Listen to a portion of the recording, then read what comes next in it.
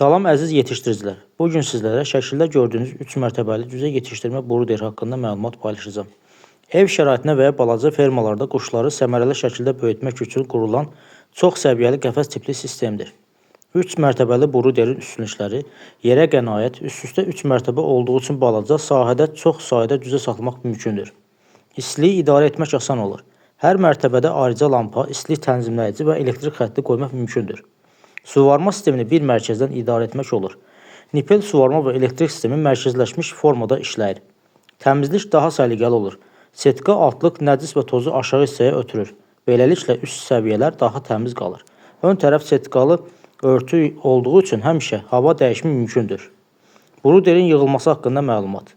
Ölçüsü 5 metrin 1 metriyə, taxta karkas 5-in 5-ə reykadan, arxa tərəfi 1.50-nin 1.50-yə dikdən, istilik sistemi 220 volt rəqəmsal temperatur tənzimləyici, ön tərəfi tor setkadan, üst hissəsi karton və ya salafanda ola bilər, cücə təzə çıxanda baxmaq üçün.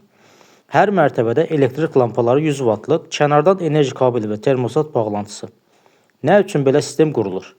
Bir aylığa qədər toyuq, ördək, qaz, bildirçin balaları saxlamaq, məsafə və yer problemi olanlar üçün daha səmərəli idarə etmə və müşahidə, lampa səviyyəsi cücələrin davranışına görə tənzimlənməlidir.